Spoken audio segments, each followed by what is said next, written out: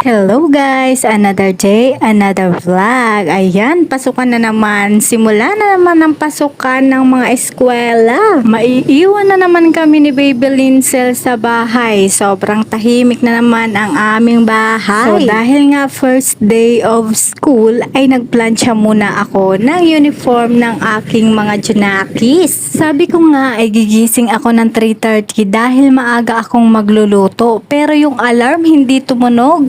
Kaya nagising ako ng alas 4, pero okay lang kasi maaga pa rin naman yun. Nagluluto ako ng almusal at pambaon ng aking estudyante, si Ate Lia naman ay pinagwalis ko sa may labas. Habang si Kuya Kiyas naman ay nasa CR na para maligo. O diba, ang bilis kapag sabay-sabay kaming kumikilos. At nang makaluto nga ako ay ipinaghanda ko na ng pagkain ng aking mga estudyante dyan. Siyempre, kailangan busog ang mga bata bago pumasok. At habang kumakain na nga si Kuya Kiyas, ay ipinaghahanda ko naman sila ng baon para sa kanilang lunch. At eto na nga, charan!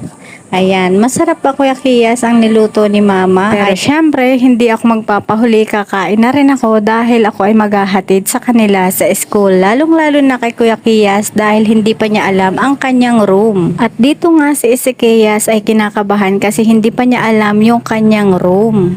Buti na lang, medyo maaga-aga pa rin yung gising ko, madilim pa naman sa labas. Ayan, saktong-sakto, mahahanap namin ang room bago mag-flag ceremony. Kaya huwag kang mag-alala Kuya Kiyas, nandito si Mama, sasamahan naman kita sa paghahanap ng iyong room.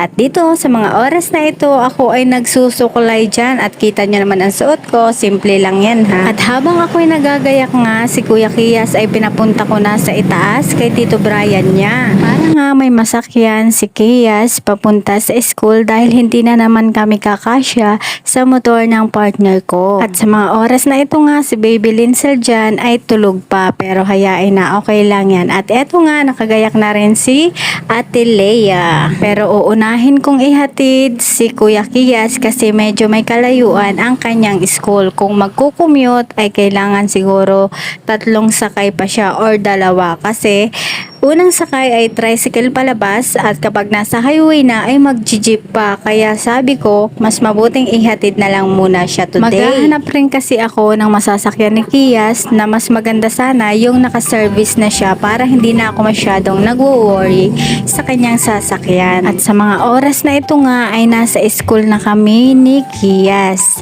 At yan nga ay hinahanap namin ang kanyang room. Hindi na